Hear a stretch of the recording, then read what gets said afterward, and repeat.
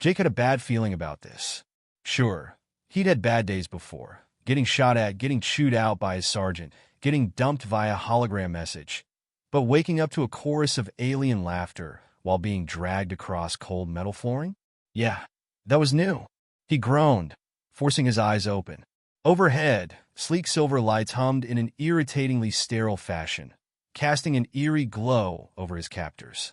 Tall, spindly creatures with translucent blue skin and 4 eyes, definitely not human-friendly.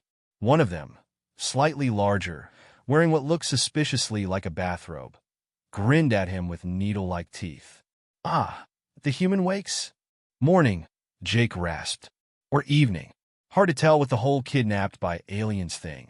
You guys got a clock, or? The alien leader exchanged a glance with his comrades. Fascinating. It continues to make noise even when powerless. Yeah, it's called talking. You should try it sometime. Might help with the whole socially awkward intergalactic kidnapper thing you got going on. The alien ignored him and gestured toward a massive reinforced door. Your fate has been decided. You are weak, fragile, and dashingly handsome, Jake offered. The alien squinted all 4 of its eyes. Unfit for anything but consumption. Jake blinked. Well, that's new. Usually people just call me annoying. The alien leader let out a long, clicking sigh. Your presence in this facility is redundant. However, since it is inefficient to dispose of waste individually, we shall allow nature to correct its mistake. We are placing you in a containment cell with some of our most fearsome creatures. Jake's stomach did a small flip. Okay, not ideal. Still, he forced a smirk. Right, so, just to clarify, you're the dumbest aliens in the universe? Because if I were locking something dangerous in a cage, I wouldn't throw a whole other thing in there and hope for the best. That's just bad logistics. The alien's expression didn't change, but Jake liked to think he'd annoyed it just a little.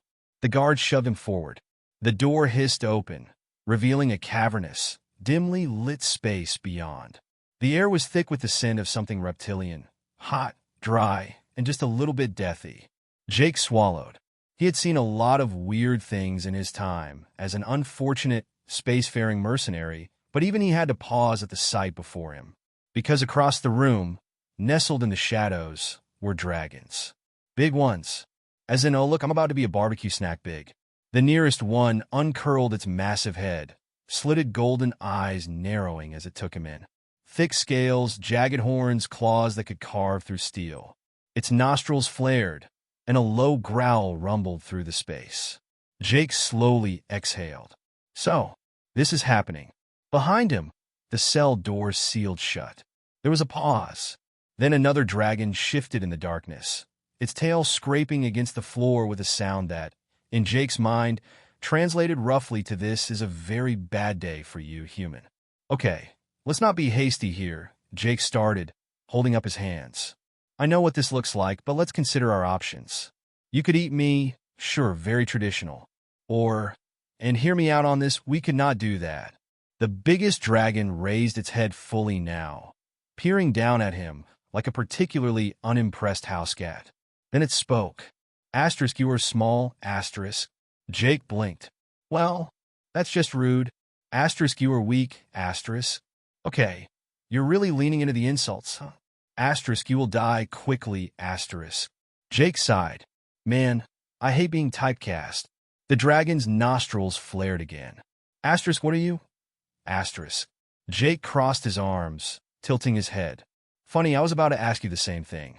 Because I was told dragons lived in caves and sat on piles of gold, but you guys are in what looks like an alien supermax prison, and I gotta say it's throwing off my expectations. One of the smaller dragons rumbled a laugh, deep, guttural, and vaguely threatening. The biggest one, though, continued to stare at him, unblinking. Jake could feel the weight of that gaze pressing down on him, assessing him the way a predator sizes up prey. But there was something else there, too. Asterisk curiosity star. That was good. Curiosity meant they weren't immediately planning to tear him in half. Probably. Jake adjusted his stance, deciding to take a gamble. Look, I get it. You're big, scary, top of the food chain. And normally, I'd be worried. But here's the thing. I am a human. And you know what humans are? Silence. Then the big dragon tilted its head slightly. I do not, Jake grinned. Ever hear of the concept of apex predators? The dragons exchanged glances. We are apex predators, Jake snorted. Sure. You breathe fire. You're terrifying, I get it. But here's the thing, humans? We don't have claws. We don't have fangs. We don't even have scales. What we do have is an absolutely messed up survival instinct, a bad habit of turning every problem into somebody else's problem. And most importantly, he leaned forward slightly, lowering his voice for dramatic effect. We are really good at making friends with things that should have killed us. The dragon's pupils narrowed. Is that so? Jake smirked. Yep. And if you don't believe me, well, you can try to kill me and find out. A slow, tense pause. Then, without breaking eye contact, the biggest dragon let out a low, rumbling huff. Not quite a growl, not quite amusement. It turned, curling back into its resting position. We shall see, Jake let out a breath. Step 1. Don't get eaten. Check. Now all he had to do was figure out how to turn a bunch of giant murder lizards into his new best friends. Jake had survived the first 10 minutes without becoming a dragon's midday snack, which he considered a personal victory. Unfortunately, survival beyond that was looking a little dicey. The dragons weren't actively attacking him, but they weren't exactly rolling out the welcome mat, either. They mostly watched him, their massive bodies coiled like spring-loaded death traps, golden eyes glinting with something between hunger and vague amusement. He decided to test the waters. So, what do you guys do for fun around here? Play cards? Share life stories? Compare wingspans?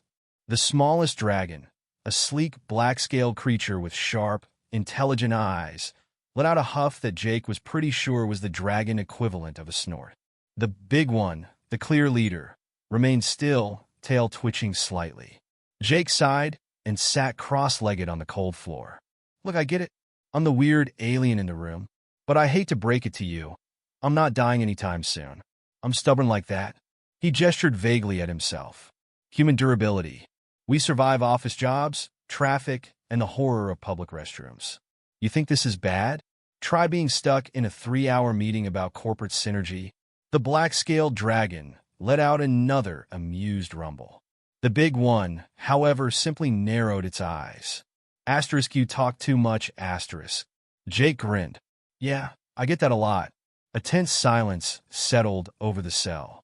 The dragons continued to watch him with a mix of curiosity and wariness, and Jake could practically feel the unspoken assessment happening. They weren't sure what to do with him.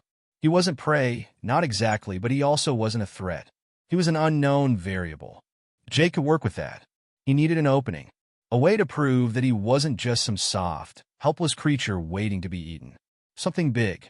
The opportunity presented itself in the form of food, or rather, the lack of it. A loud, mechanical clunk echoed through the cell as a chute on the far wall opened, dumping a heap of raw meat onto the ground. The dragons barely reacted, clearly used to the routine. Jake, however, was less enthused. He eyed the pile warily. I don't suppose you guys have a vegetarian option? The black-scaled dragon let out another amused huff, while the others ignored him entirely, already moving to eat. Jake watched them, studying how they interacted. The big one got first pick. The smaller dragons waited their turn, keeping a respectful distance. There's an order here, a hierarchy. Jake didn't have scales or claws, but he did have guts. And if there was one universal truth among predators, it was that hesitation meant weakness.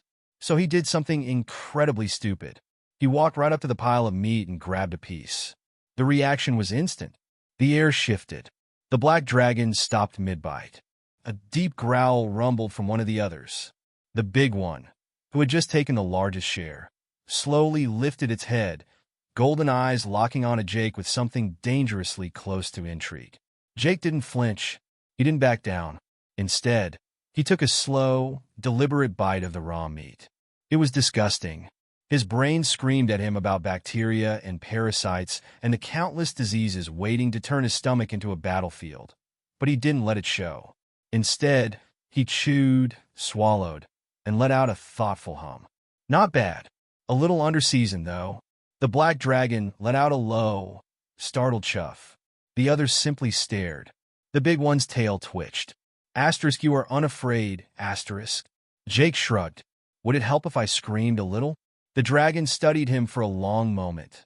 Then, without another word, resumed eating. The others hesitated, then followed suit. The tension didn't disappear, but it shifted. Muted. Jake had just done something important. He had challenged their order.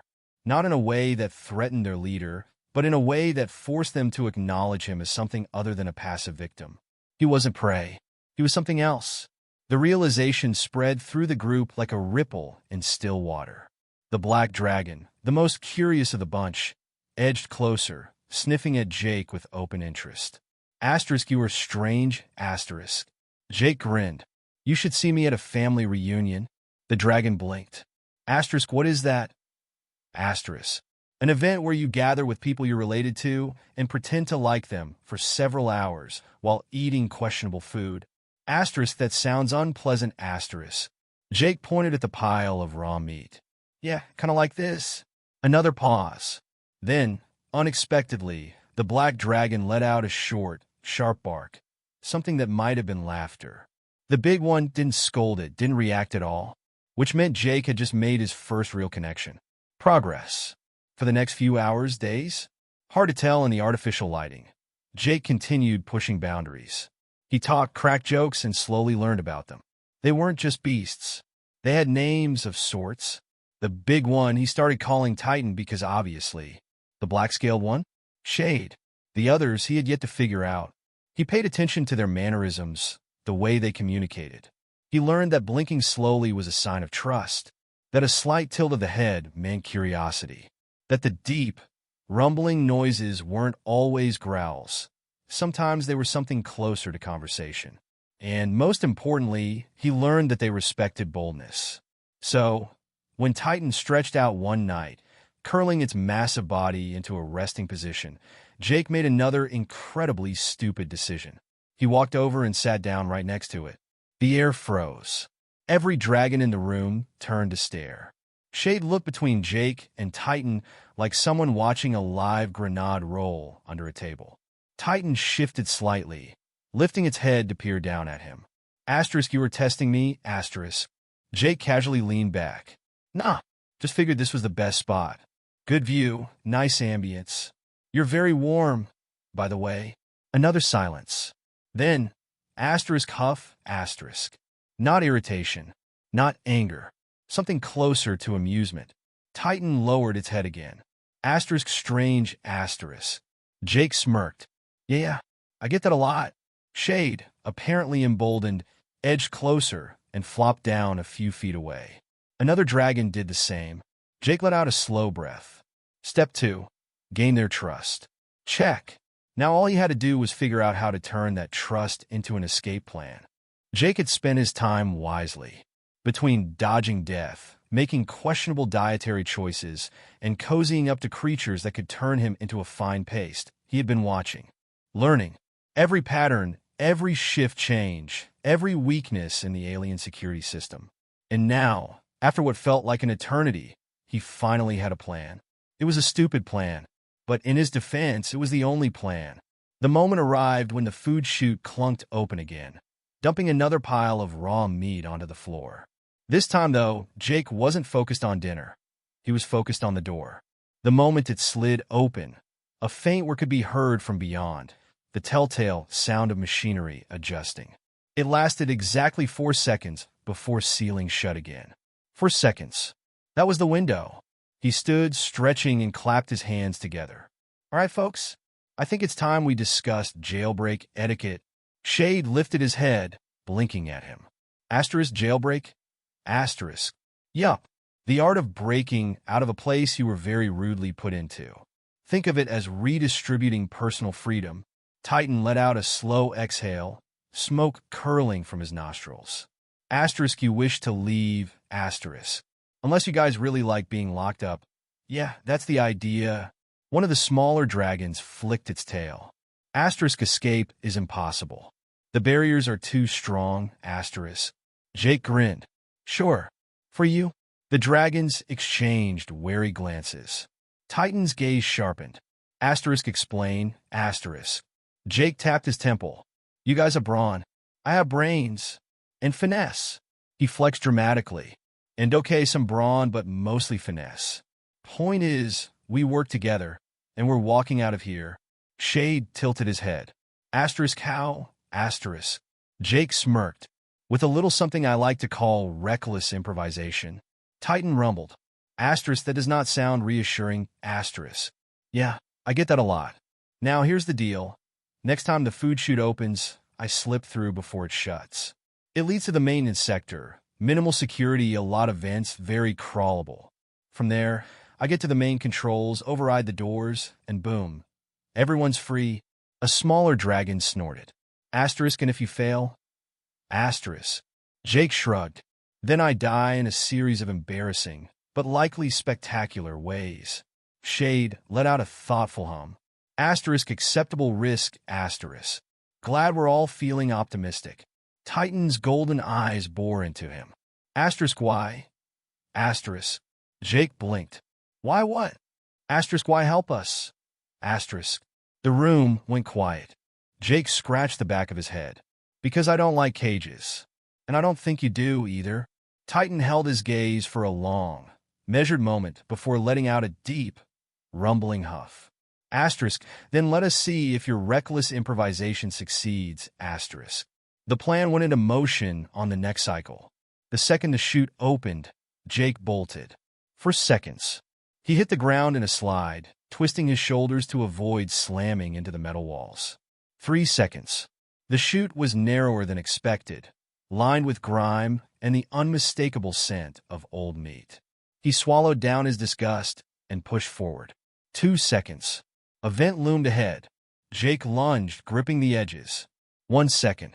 The chute slammed shut behind him. Jake exhaled. Asterisk step 1. Don't get chopped in half, asterisk check. The vent system was a maze, but he moved fast, relying on the crude map he had pieced together from observation. Left at the coolant pipes, right past the humming generators, straight down the main air shaft. Then finally he reached it, the control room. Peering through the grate, he spotted a single alien operator. Tall, spindly, wearing what looked like space pajamas. Jake rolled his shoulders. All right, time to make some bad decisions. With a swift kick, he knocked the grate loose and dropped down. The alien whirled, eyes widening. Surprise! Jake greeted, then punched it square in the face. The alien crumpled. Jake cracked his knuckles. Asterisk God. That felt good, asterisk. Moving quickly, he scanned the controls. The security panel was a mess of alien symbols. But he had spent weeks watching the guards' input codes. He jabbed a sequence that looked familiar. The screen beeped. Containment doors. Override initiated. Jake grinned. And that, kids, is how you hack without actually knowing what you're doing. The facility lurched. Warning sirens blared. Lights flickered red. And somewhere, far below, the sound of metal groaning filled the air. Then a roar. Not just any roar. Titan. Jake smirked. Showtime. The security feed showed chaos. Dragons bursting from their cells, wings unfurling, tails smashing through barriers like wet paper. Titan moved like a force of nature, claws raking through the first line of alien guards. Jake tapped the intercom. Hey guys, quick tip. Running won't help. Might want to start begging. Shade, now fully airborne, dove through the corridors, sending aliens scattering like terrified insects. Jake had one more thing to do. He found the external lockdown switch, slammed his fist on it, and emergency hangar doors opening. A rush of air signaled decompression as the exit pathway roared to life. That was their way out. Now he just had to not die before reaching it. Jake sprinted down the hall, dodging panicked guards. A few tried to stop him, bad move. He dropped one with a well-placed kick, used another as a stepping stool, and parkoured his way up a railing. The hangar loomed ahead, wide, open, and filled with ships. Perfect. A shadow passed overhead. Titan, soaring through the opening, let out a ground-shaking roar. Behind him, the rest of the dragons flooded in, bodies sleek and furious as they tore through whatever resistance remained. Jake skidded to a stop near a ship and slammed his hand against the panel. The door hissed open. Titan landed beside him, wings folding. Asterisk, you did it, asterisk. Jake grinned, breathless. Told you. Finesse. Shades swooped in, talons scraping against the floor. Asterisk, where do we go now? Asterisk. Jake climbed into the cockpit, flipping switches like he had any idea how they worked. Somewhere that isn't here. The ship roared to life. Behind them, the remaining aliens scrambled, but it was too late. Titan crouched low, muscles tensing. Asterisk, this is not the last they will see of us, asterisk. Jake smirked. Damn, right it isn't. The engines ignited. The ship launched forward, dragons streaking alongside it, cutting through the dark expanse of space. Jake leaned back in the pilot's seat, exhaling. Step 3. Escape successfully. Check. Now all he had to do was figure out how to navigate deep space with zero experience.